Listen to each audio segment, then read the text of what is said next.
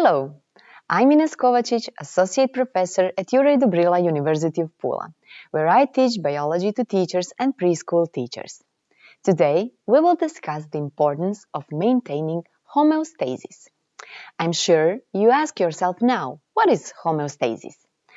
The maintenance of a stable, relative constant internal environment is known as homeostasis. The body regulates homeostasis for various factors, including, but not limited to temperature. Maintaining a steady concentration of ions, pH, and glucose in the blood is crucial, as an imbalance in these values can lead to severe illnesses. For instance, the stomach maintains a distinct pH level from that of surrounding organs, and individual cells maintain ions concentration different from those of the surrounding fluid.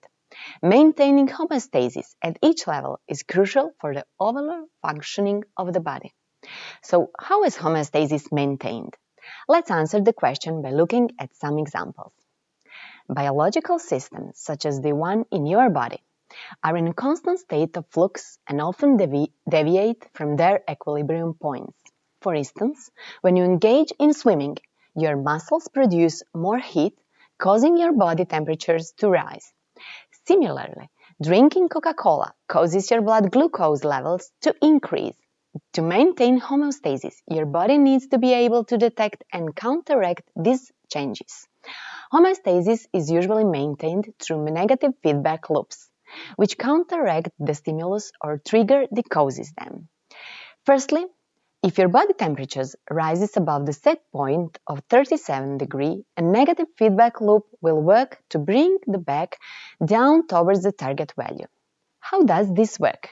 Initially, sensors located in your skin and brain will detect high temperature and transmit the information to a temperature regulatory control central in your brain.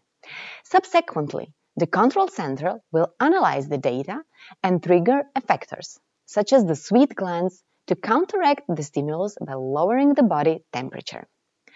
If your body temperature rises above its set points, such as during intense swimming, cooling mechanism must be achieved.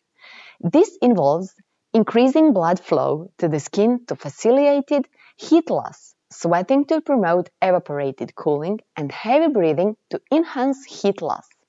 In contrast, when exposed to a cold environment without proper insulation, the brain's temperature center triggers responses to increase body temperature, such as decreasing blood flow to the skin and shivering to generate heat.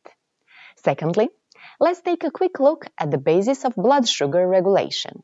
In a healthy person, blood sugar levels are controlled by two hormones, insulin and glucagon. After a meal, the concentration of glucose in blood rises, which signals the secretion of insulin from beta cells in the pancreas. Insulin prompts cells in the body, such as the fat and muscle cells, to take up glucose for energy use.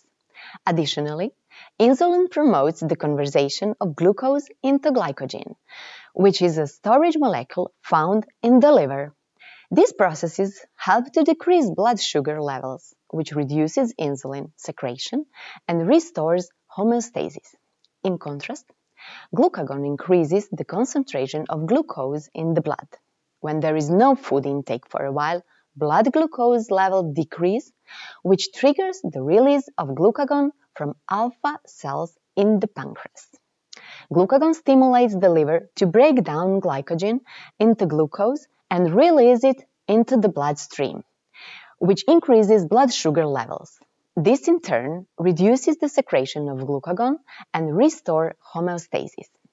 The third one is maintaining water balance in the human body requires a finely tuned network for physical controls, as water is continuously lost through urine and feces, perspiration and respiration.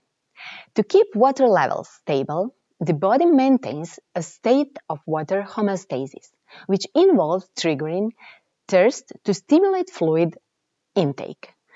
Water balance in the body is maintained through the osmoregulation, a system that distributes about 10 liters of water per day through the organs. Proper water input and output are crucial to achieve homeostasis and maintain healthy cellular function. Let me briefly summarize the main points of this lecture.